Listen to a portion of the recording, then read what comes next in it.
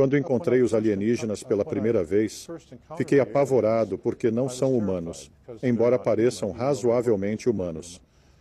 Levei mais de 6 meses para superar o terror que senti quando chegaram, mesmo que não tivessem vindo para me fazer mal.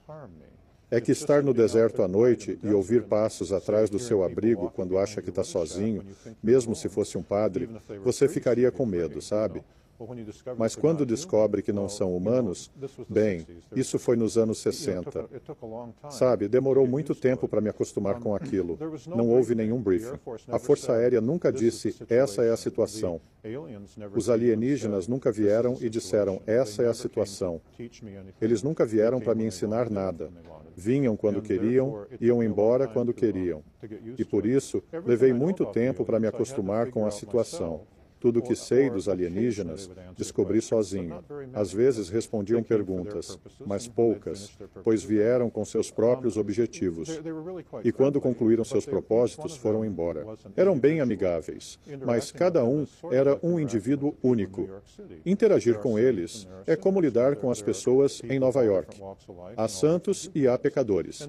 Sabe, tem gente de todos os tipos e com visões bem diferentes. Então, tive alguns amigos próximos, quase irmãos, como o guia cuja vida salvei, e a professora que me agradeceu por salvar a filha dela. Por outro lado, havia alguns, como um general alienígena que, puxa, ainda me dá medo, sabe? Tipo, se você o encontrasse e ele dissesse, fique aí, você ficava, entende? Não tinha conversa. O médico alienígena que cuidava do guia turístico com nomes da CIA era só um cara legal. Sabe, ele era o tipo que te abraçaria se você deixasse. Eu nunca deixei. Me assustava. Mas eram todos diferentes, sabe? Tinha que lidar com cada um como indivíduo. Levou um tempo para me acostumar. Virou um processo de conhecer cada um até tratá-los como pessoas.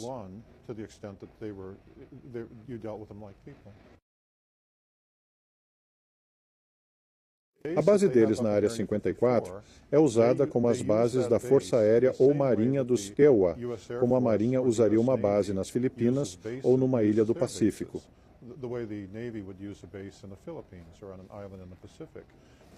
Na base alienígena, as naves dos Tall Whites chegam e partem no horário. Chegam geralmente ao pôr do sol, na noite de lua cheia, por serem movidas à gravidade. Ficam na base por 2 semanas e partem à meia-noite da lua nova, pois são movidos pela gravidade, presumindo que tudo corra bem.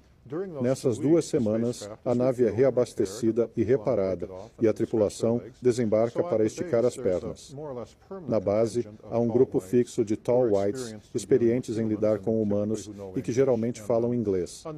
A cada 2 semanas, quando chega uma nave, há um grupo de novatos, muitos nunca tendo visto humanos antes. Enquanto a nave é reparada, os Tall Whites experientes levam os novatos mais corajosos para conhecer a cidade. Eles os levam para mostrar como são os humanos. E eu, cuidando da minha estação meteorológica, sou o humano de teste, sabe? Era comum, a cada lua nova, após os recém-chegados descansarem, que um guarda experiente os levasse para a experiência. O guarda trazia um grupo de novos visitantes para um passeio. O número variava de 2 a 20, dependendo de quantos eram corajosos o suficiente para ver o gorila Charlie na vegetação. Enquanto a nave era reparada, havia um programa de troca tecnológica com a Força Aérea dos Edemare-Quekirwa. Eles trabalhavam em projetos conjuntos, compartilhando tecnologias que estavam dispostos a revelar a Força Aérea. Força Aérea. Só compartilhavam tecnologia quando isso os beneficiava de alguma forma. Por exemplo, quando a nave estava no porto, podiam precisar de peças de reposição. Essas peças podiam incluir equipamentos de rádio. Era mais fácil se pudessem simplesmente ligar para a Força Aérea do Exército e dizer: podemos comprar um rádio novo? Veja, era muito conveniente e a Força Aérea e o Exército sempre podem usar rádios melhores.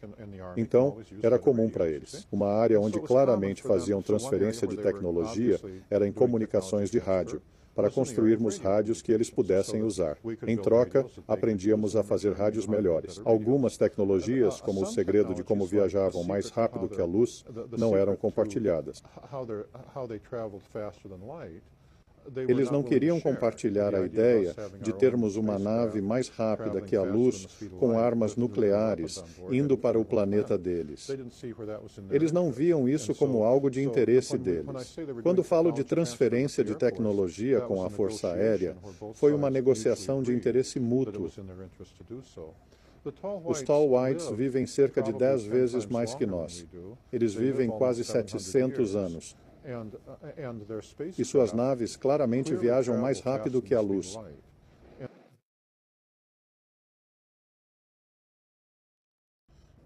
Eles são humanoides. A pele deles é branca como papel.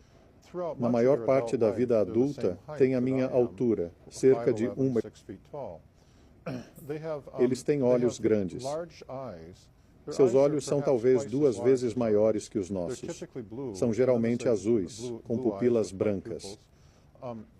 Mas, ao envelhecer, especialmente os homens, os olhos ficam rosados. Os olhos deles se estendem mais pelos lados da cabeça que os humanos.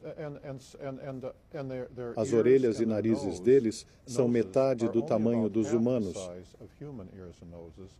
E suas orelhas ficam mais para trás na cabeça que as nossas. Os lábios são menos proeminentes e não têm dentes. Só têm cristas, pois são herbívoros. Não comem carne. Têm muito menos pelos que nós. Não têm pelos nos braços, e os homens não têm barba. Na cabeça, tem metade do cabelo dos humanos. O cabelo é tão fino que parecem loiros platinados. Às vezes, com cabelo curto, parecem não ter cabelo.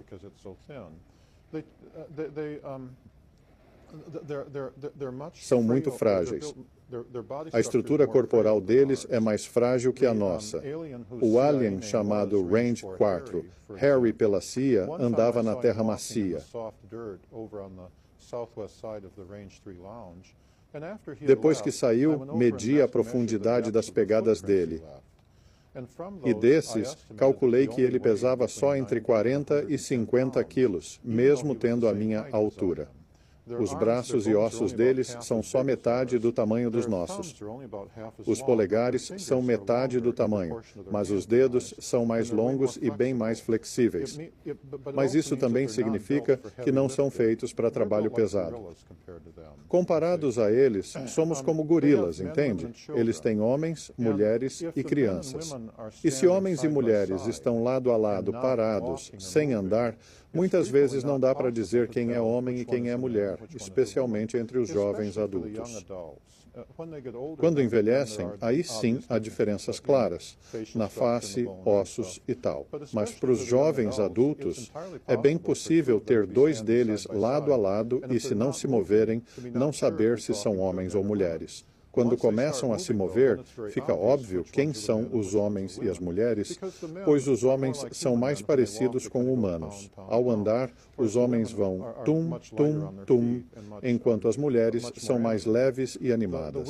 As mulheres são mais parecidas com humanas e mais dispostas a conversar que os homens. Não seria incomum 4 jovens aparecerem sem motivo para falar e não dizerem nada. Só aparecer e não dizer oi, tchau, nada no meio, e apenas ficar parado te olhando. Já as mulheres, se viessem, diriam algo como: as crianças podem brincar enquanto solta o balão? Ou se você perguntasse algo às mulheres, elas teriam perguntas ou alguma conversa. Mas eles nunca vieram. Os altos brancos nunca vieram só para conversar comigo. Se estavam falando comigo, era sempre como parte de uma conversa maior.